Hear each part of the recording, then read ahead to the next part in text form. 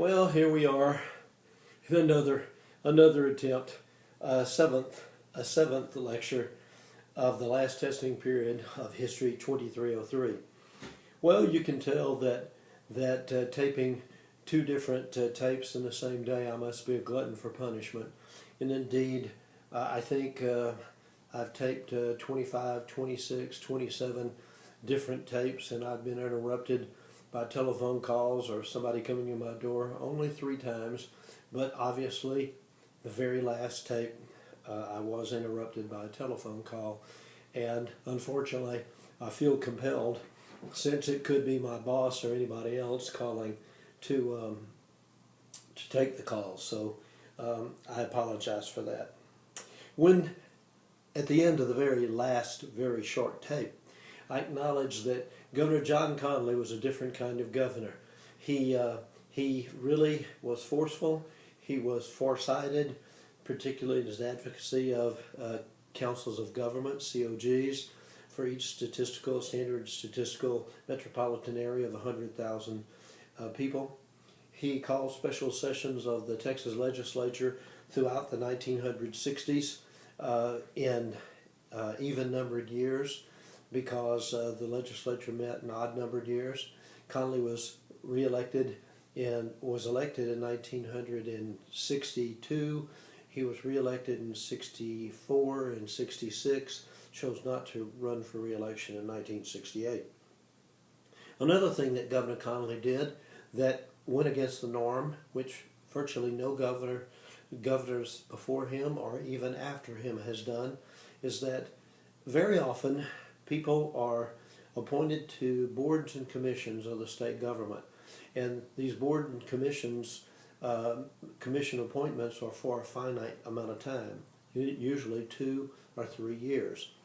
But the law reads that once a person's term on a board or commission has lapsed, i.e. that their time is up, that member continues to serve until the next governor has appointed someone else and the Texas Senate has confirmed that person to serve.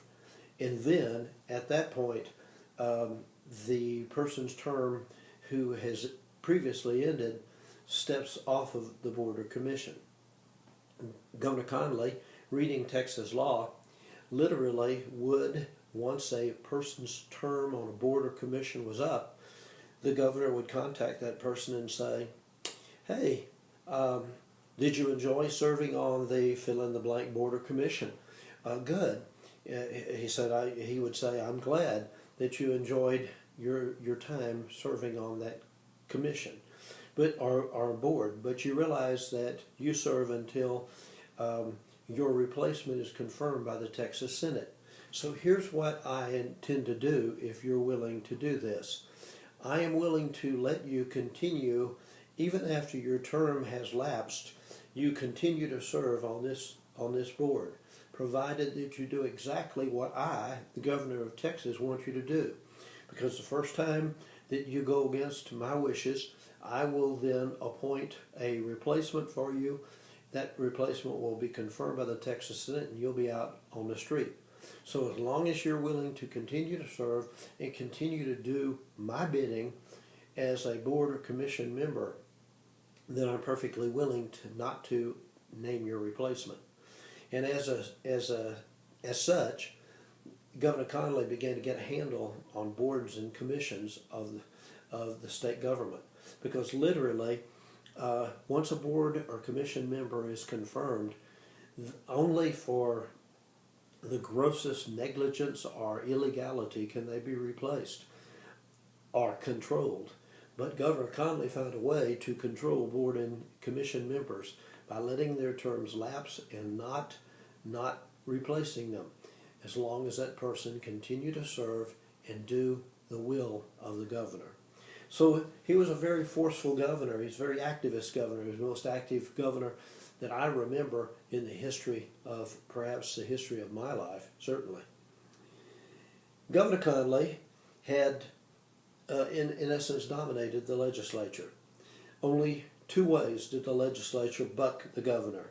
They first of all refused to approve liquor by the drink while he was governor, and they refused to legalize horse racing in Texas, both advocated by Conley as economic development measures, and both subsequently passed by the Texas legislature after Conley no longer was governor.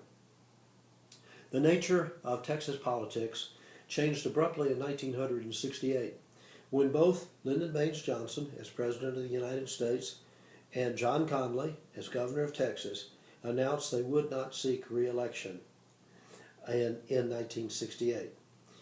For Lyndon Johnson, that was to convince the North Vietnamese to go to Paris and join the United States in peace talks that might bring about an end to the Vietnam War, because Johnson was being hounded by war protesters who protested in the streets the unfortunate war in Vietnam, which came to be known as Lyndon Johnson's War.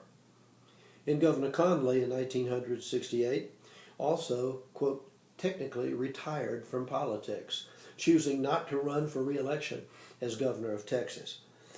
After Lyndon Baines Johnson passed away, shortly after he left the presidency, John Conley then re-entered politics, but after converting to the Republican Party. And John Conley went on to serve as Richard Nixon's Secretary of the Treasury.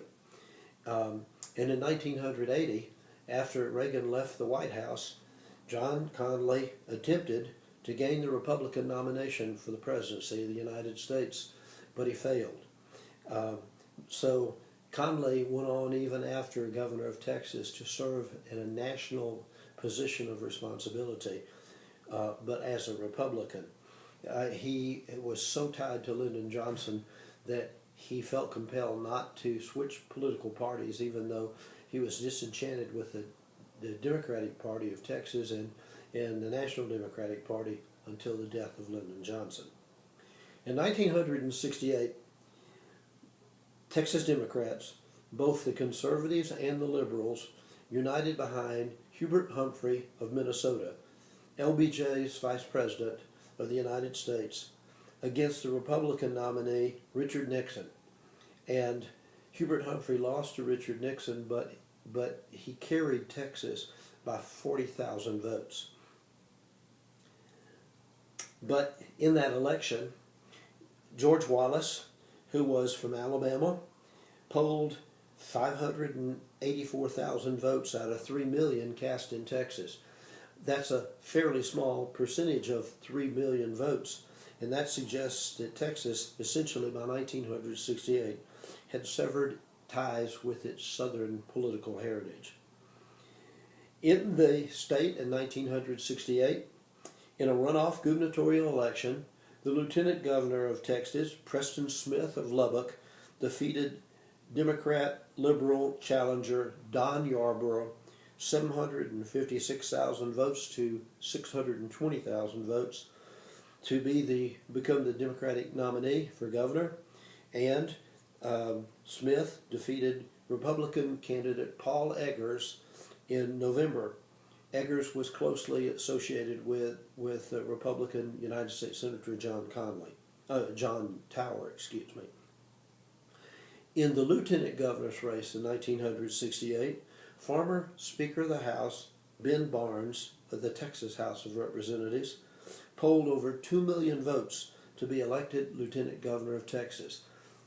Barnes' 2 million plus votes in 1968 was a Texas electoral record at that time. It was an extraordinary accomplishment by a very, very young man who was early in his political career, but would soon fall prey to politics, Texas politics. The 1960s was an era of the civil rights movement, both in the nation and in Texas. But in Texas, we had very little cooperation existing between the historic minorities against the dominant white majority. For blacks, the NAACP remained dominant organization that most blacks looked to assist them. But for Hispanics in Texas, In the late 1960s and early 1970s, there was a division of opinion. In the late 60s and early 1970s, some Texas Hispanics preferred to reject Anglo culture altogether and to emphasize their distinctiveness, and they began to call themselves Chicanos, while other Mexican Americans or Hispanics in Texas preferred not to challenge the system, but quote unquote to work within this existing system, political system. But we can say in the 1960s and 70s, more minorities were being elected to public office. In fact, by 1985, the Texas House of Representatives included 13 blacks and 19 Hispanics, and in the Texas Senate there were 4 Hispanics and 1 black in that body, the Texas Senate. 1 black Texan and 4 Hispanics Texans served in the Congress of the United States, and that included the first black woman to serve in the Congress of the United States from Texas. That was United States Representative Barbara Jordan of Houston, Texas. Locally, Texas politics felt the impact of the civil rights movement. For instance, in 1963 in Crystal City in South Texas, allegations of racial discrimination in the schools and in local government resulted in Hispanics activists winning control of the Crystal City City Council and School Board. By 1980, almost 1,000 Hispanics held local offices in Texas, and even more than that today. Blacks were less successful, with approximately 42 office holders only in the state of Texas in 1970. Hispanic activism led to the birth of the La Raza Unida movement as an outgrowth of Mayo, the Mexican American Youth Organization. La Raza Unida was formed in 1967 with Jose Angel Gutierrez as its leader, one of the Crystal City reformers who was elected to public office in that year, 1967.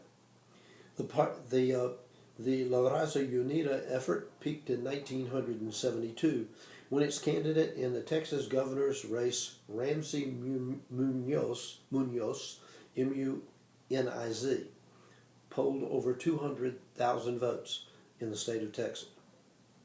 A lack of money and organization, the defection of liberal supporters, the overall problem of developing a third political party outside the 2 major political parties, and the 1967 convention of Ramsey Munoz on conspiracy to traffic in marijuana charges ruined La Raza by the late 1970s.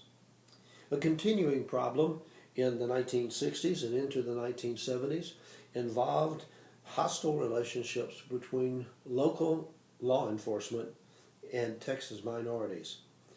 The 1960s and 70s, minority activism brought only more opportunities for conflict. In May of 1967, Texas Southern University experienced riots and the death of 1 white policeman as a result of those riots. Violence with minorities occurred in Houston, 1970, Midland, 1968, Lubbock, 1971, and in other Texas cities. Between 1975 and 1978 in Texas, there were additional allegations and official charges filed for police brutality, and in one sensational case, several Houston policemen were found not guilty of causing the drowning death of a retarded Hispanic male by the name of Joe Campos Torres. In a later federal indictment, the Houston police officers were found guilty of violating the civil rights of Joe Campos Torres, and all of the officers were sentenced to federal penitentiary. Joe Campos Torres suffered from retardation since birth, and he was he was apprehended by Houston police, and they thought that he was drunk because of his retardation. He had been drinking, but literally a Houston police officer that on tape, believe it or not, said, "Why, this drunk Hispanic, let's see if he can swim." And they threw Joe Campos Torres in Buffalo Bayou, and he sank because he was incapable of not physically capable of swimming, and they caused his death. And they were found not guilty in the drowning death of Joe Campos Torres, but his family filed federal suit, and they were convicted of violating his civil rights, and all of the officers were put in the federal penitentiary. Women in the 1960s and 70s joined the movement for civil rights. The National Organization of Women, now NOW, had several chapters in Texas by 1966, and in 1971, women's activists organized the Texas Women's Political Caucus, the TWPC, the Texas Women's Political Caucus, and they campaigned for the legislative ratification of the Equal Rights Amendment, the proposed Equal Rights Amendment to the United States Constitution. They failed, and the United States Constitution was not amended by an Equal Rights Amendment. Equal Rights Amendment simply said there shall be no discriminations whatsoever in terms of gender equity. And critics in Texas and other places said, "Oh, wait a minute! If there's no gender discrimination, my God, we'll have to take the restroom sign down off of every men and women's restroom, because hey, that's discriminating in terms of gender. We'll just have to have generic restrooms that'll be open to both genders." And that was the kind of illogical arguments that the critics of the Equal Rights Amendment faced. The Equal Rights Amendment never intended to do away with male and female restrooms. They simply wanted to do away with any discriminations in terms of law and discriminations harmful to women relative to laws for men. It was at this time in Texas that in 1972, when the women's rights movement peaked in 72, when Frances Sissy, nicknamed Sissy, Farenthold, ran a strong but unsuccessful race for governor against Uvalde rancher Dolph Briscoe. And in 1972, that same year, Austin attorney Sarah Weddington won Roe versus Wade, that struck down state laws forbidding abortions during the first trimester of pregnancy. Radicals and moderate females conflicted over the question of right to life. There's no doubt about it. There's a lot of concern that men and women both have today still about the question of whether of right to life or control of women's bodies, etc. Whether the women's movement worked out or not, or whether two-income households became the norm, we know that more women worked outside the home in the post-1970s era, and more women entered into politics. By 1990, one woman, Ann Richards, had been elected as Texas governor. Annette Strauss of Dallas was elected as mayor of that city. Kathy Whitmore was elected as Houston mayor. And in the 1980s, several, indeed 16 women served in the Texas legislature. So women attempted to improve their status in the late 1960s and early 1970s. The changing status of blacks and Hispanics and women was not only reflected in the conservative values of the Preston Smith governorship. Smith as governor, was less than dynamic. He was a boring candidate. He really was. He was not very articulate. He was a small town, rural politician who was really out of his bailiwick as Texas governor. Preston Smith belonged in Lubbock, and he was a community leader in Lubbock, but he was not a state leader as governor of Texas. Texas Speaker of the House Gus Mutcher, Mutcher of Brenham, and Lieutenant Governor Ben Barnes, controlling the Senate, controlled completely the Texas legislature. As a result, Preston Smith had a mediocre legislative relationship with the 1969 legislature. Re-elected in 1970, again over Republican Paul Eggers, Smith saw his margin of victory fall from 57% in 1968 to just 53% in 1970. After 1970, the Sharpstown scandal in Texas would rock the political establishment. What happened in the Sharpstown scandal? It was a scandal involving the southwestern, one of the fastest growing areas, southwestern areas of Houston, called Sharpstown. Sharpstown was built by Frank Sharp, a developer in Houston, Texas, who created Sharpstown, named it after himself, and Sharpstown was subsequently annexed by the city of Houston. Pretty soon, Sharpstown's roads, sewers, etc. began to fail. Litigation against Frank Sharp caused cash flow problems, which he needed assistance with. So Sharp authorized bank loans to support his other business endeavors from the Sharpstown State Bank, which he was held controlling interest in. These loans were never repaid to the Sharpstown State Bank by Frank Sharp. Federal bank examiners found these loans and presented Sharp with a possibility of being litigated by the national government for banking abuse. Frank Sharp feared the feds, but what he would have liked is for Texas to have a state banking commission that would take jurisdiction over his case. And Frank Sharp figured that if he could get out from under the thumb of federal bank examiners and turn his case over to state authorities, that he could probably bribe his way out of trouble. The problem was that Texas did not have a state banking commission. Frank Sharp approached Gus Mutcher, Speaker of the Texas House of Representatives, and other prominent legislators, requesting that the state create a state banking commission to get him out from under the control of the feds.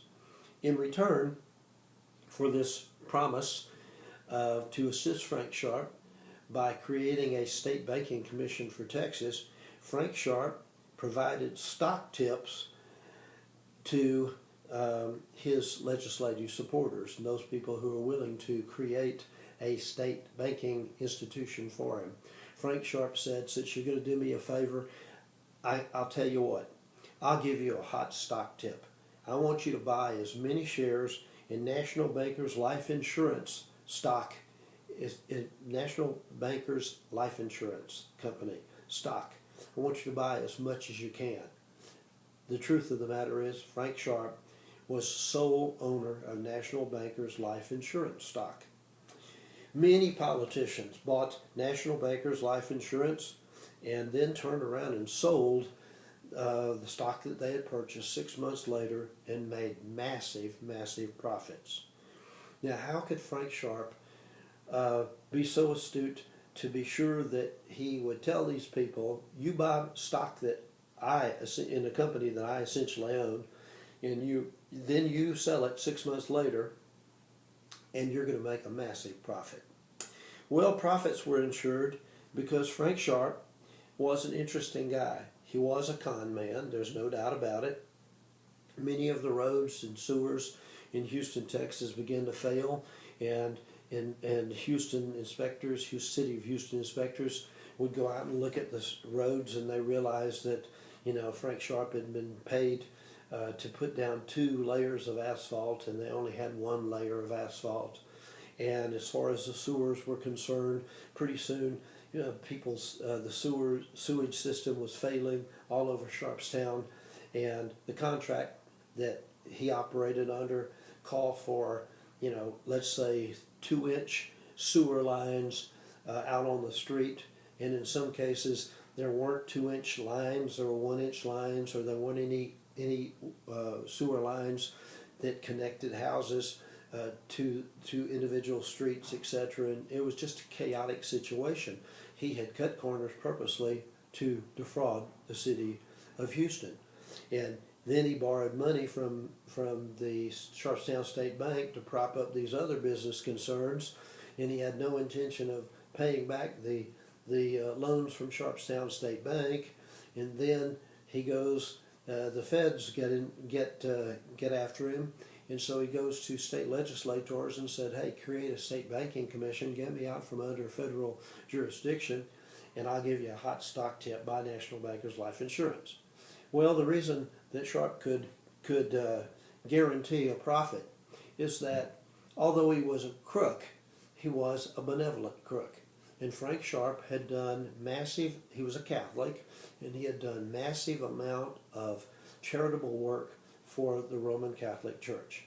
In fact, at one time, before he was indicted and got in trouble at the Sharpstown scandal, Frank Sharp had been flown over to Rome, and he was given a private audience with the Pope and given a gold medallion for all his philanthropic work that he had done for his church, the Roman Catholic Church. And Frank Sharp had done a great deal of philanthropic work with the Jesuit Brothers of Houston, Texas. So once the politicians were told, buy National Bankers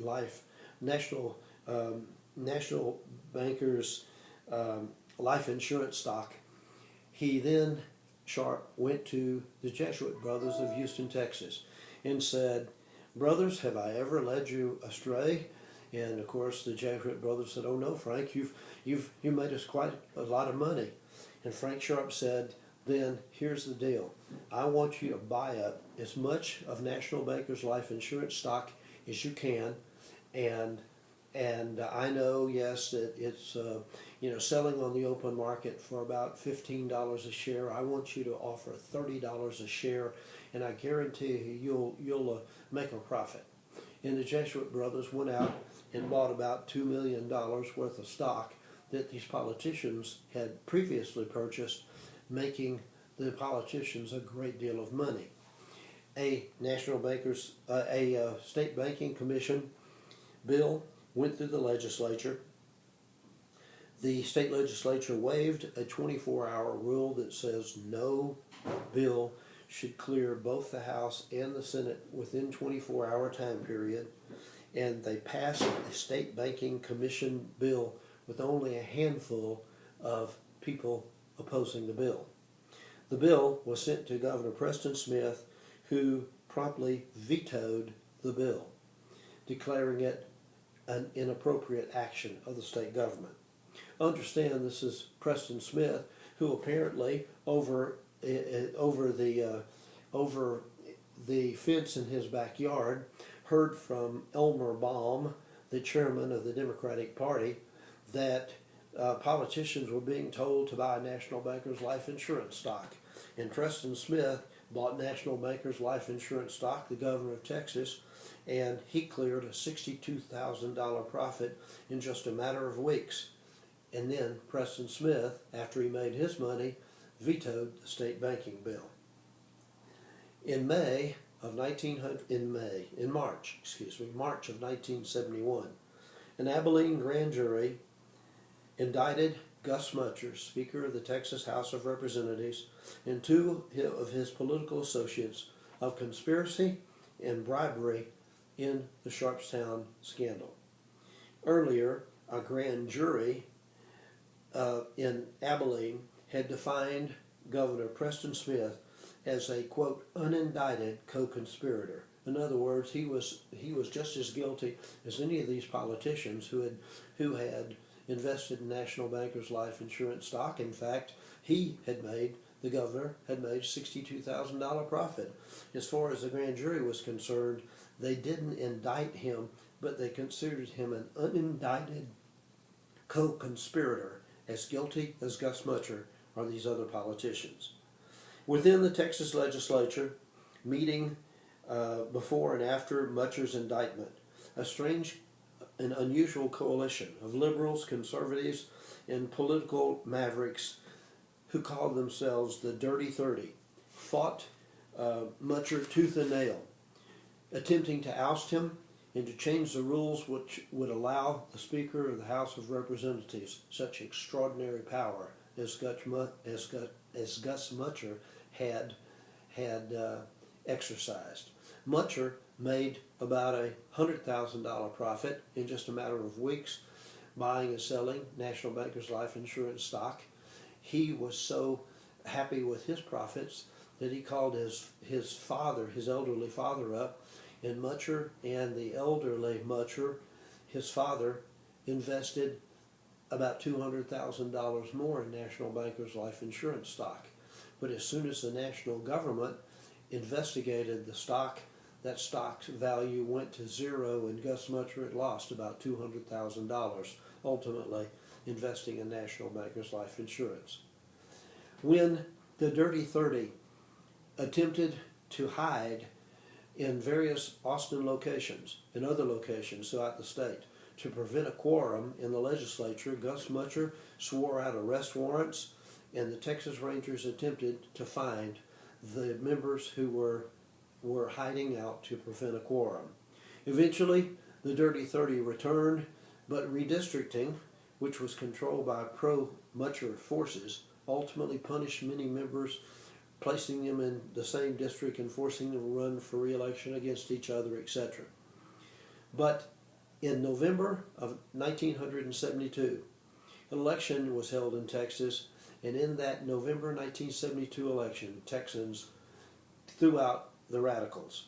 40% of the legislature was replaced. There were 31 state senators, 150 House members, and literally 40% of those members were replaced. Governor Smith attempted to run for re-election in 1972. He placed fourth in the Democratic primary, and both the Texas Attorney General and the Texas Treasurer lost their jobs in that election. Mutcher lost too, but so did the rising star Lieutenant Governor Ben Barnes. Ben Barnes had not been involved at all in the scandal, but he had borrowed money from Sharp's Bank, the Sharpstown State Bank. And subsequently, the people of Texas didn't care if you were associated with Frank Sharp, you were guilty. And so even Lieutenant Governor Ben Barnes, the darling of Texas politics, who polled 2 million votes earlier in the lieutenant governor's race, was voted out of office. The simple truth of the matter is, in 1972, a political house cleaning occurred on the state level, while at the same time nationally, Nixon carried Texas and John Tower was reelected over Texas moderate Barefoot Sanders, the Democratic nominee for the United States Senate. The 1972 Sharpstown scandal ended the Johnson-Conley conservative camp control over Texas.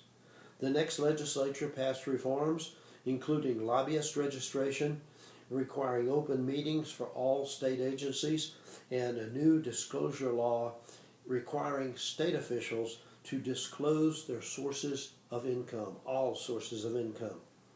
However, the Political Reporting Disclosure Act was less than complete, requiring only an annual report on the total amount of monies collected annually by each official in his or her office holding account, rather than stipulating individual creditors or specific amounts given. In other words, if I held state office after 1972 and I had what was called an office holder's account, I would have to annually report how much money was given to me in my office holder account.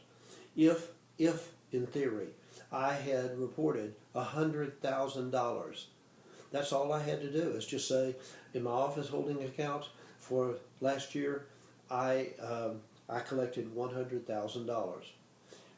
What would be the difference of 100,000 Texans walking in my office and giving me $1 each, or one affluent Texan who wanted something from me giving me $100,000?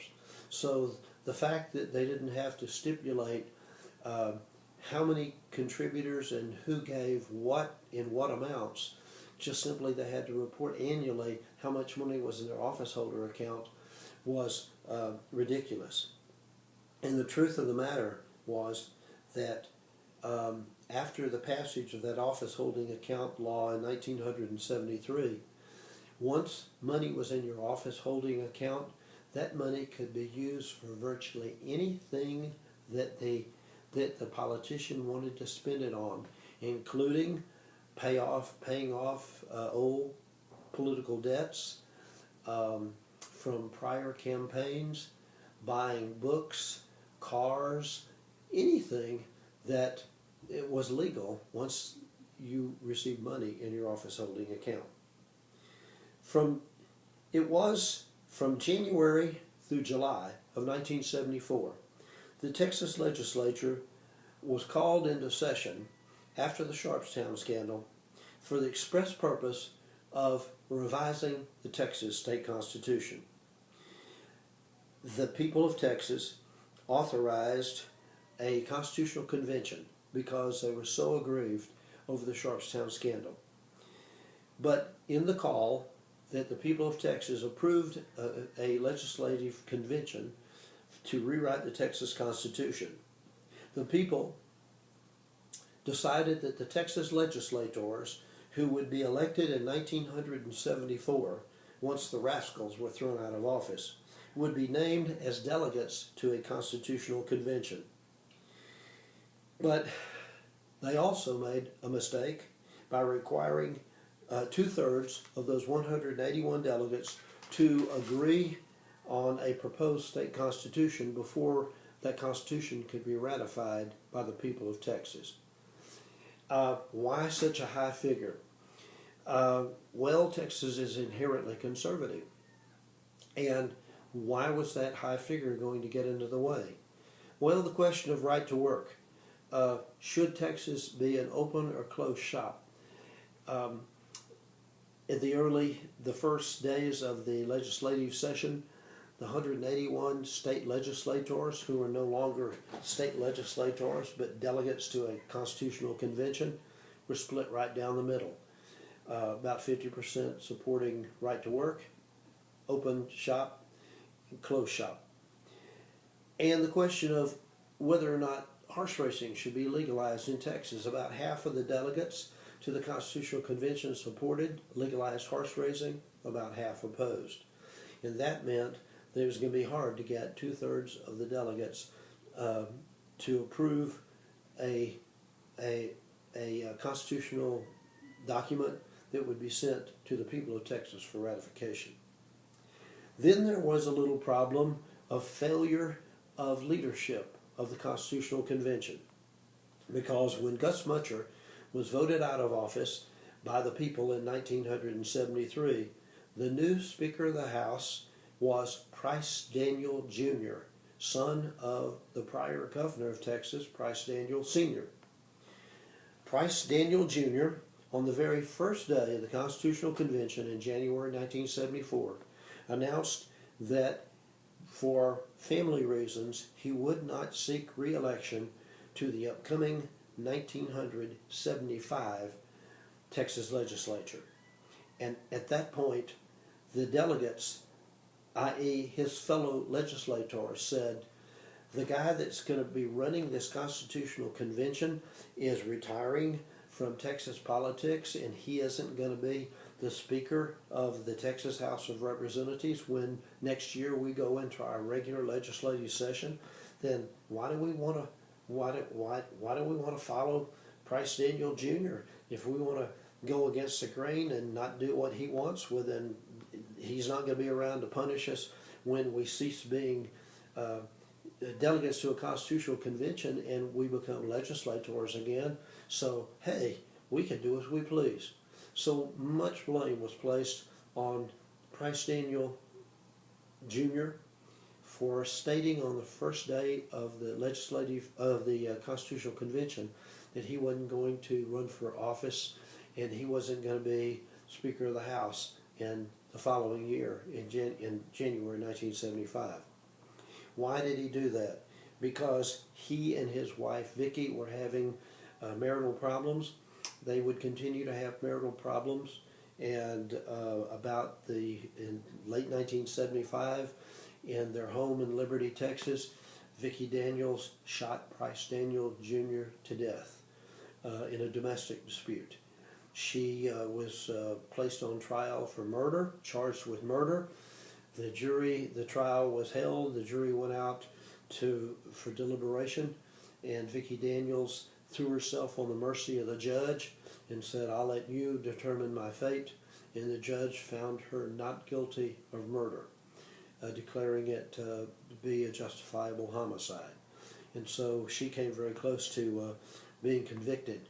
In fact, many people who followed that trial suggested that the jurors probably would have brought in a guilty verdict against Vicki Daniels. So Price Daniel Jr. probably had a good reason for wishing not to be Speaker of the House in 1975 because of his severe marital issues. And convention timing was ridiculous. For 1 month during this constitutional convention, January to June or July of 1974, they had to take off 1 month so that members could campaign for the May primaries and potentially August runoffs.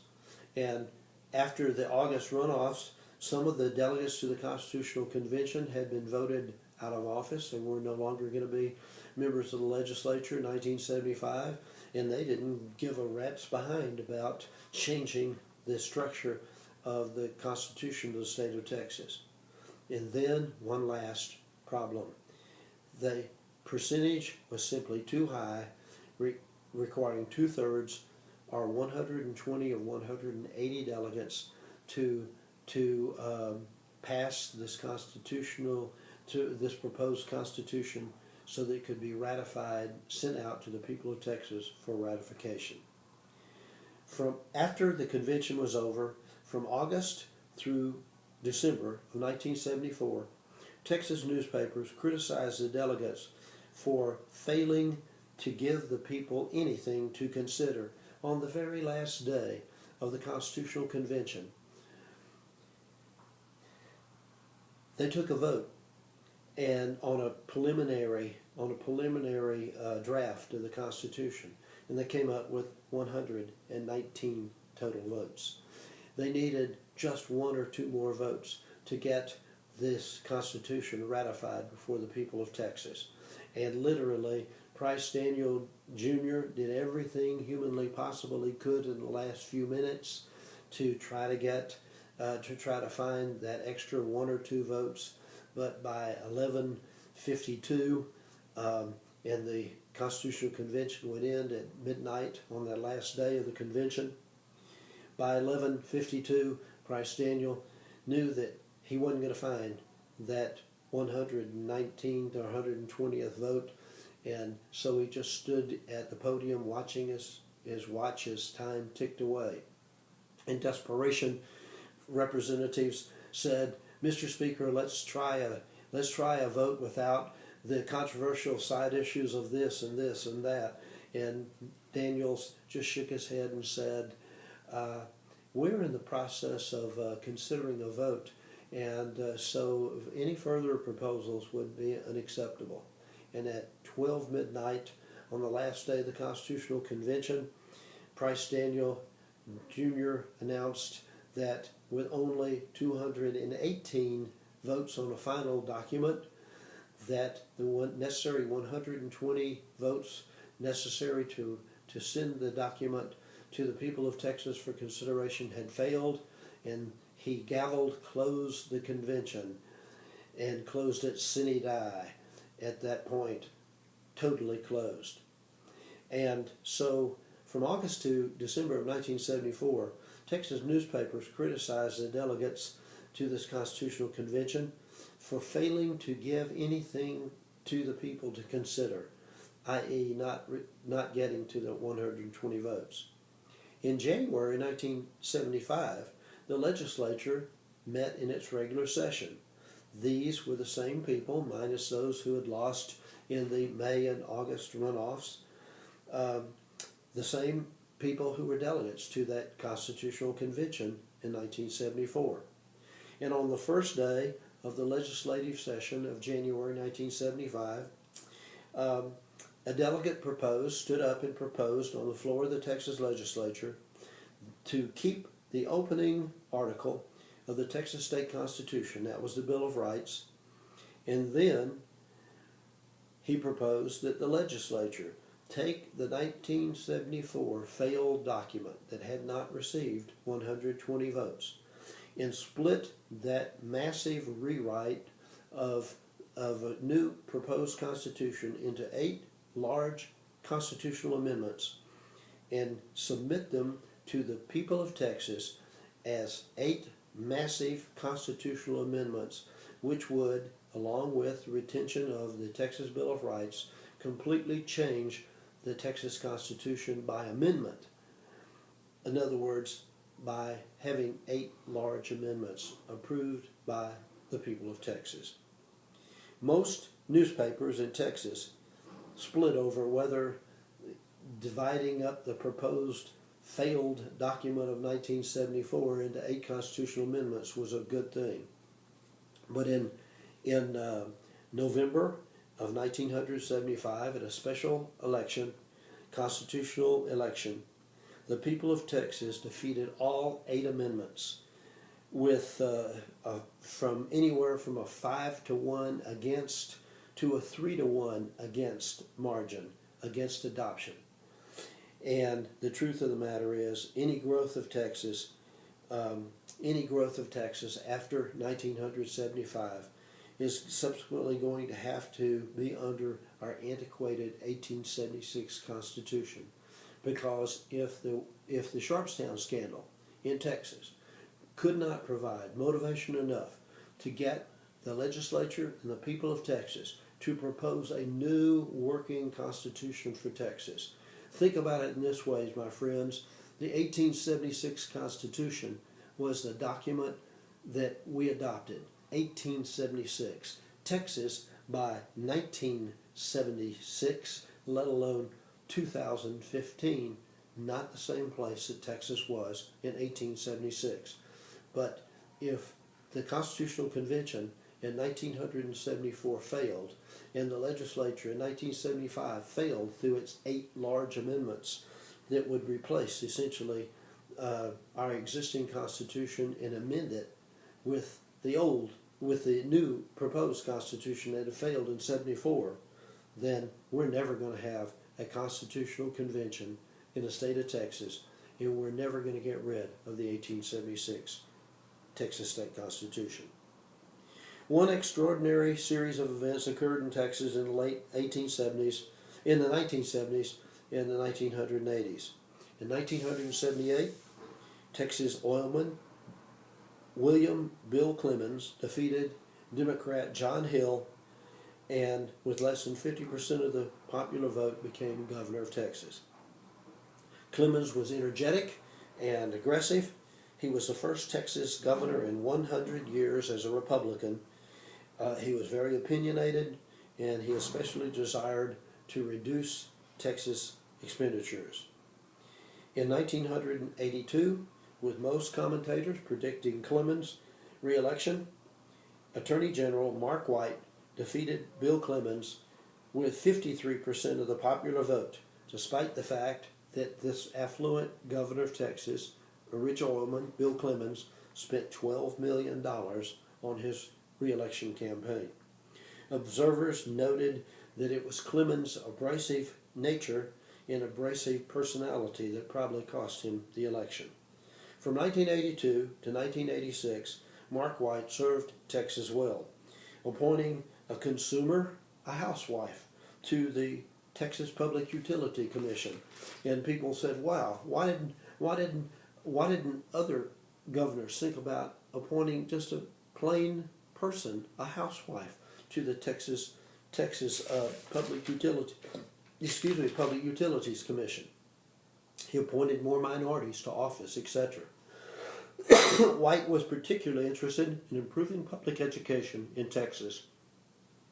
After Mark White's hand-picked Committee on Public Education, headed by Texan Ross Perot, reported reforms to the legislature, the 1984 Texas legislature responded with House Bill 72, a complex 228-page reform measure which included pay raises for teachers, the concept of no pass, no play, teacher competency testing, and other controversial issues.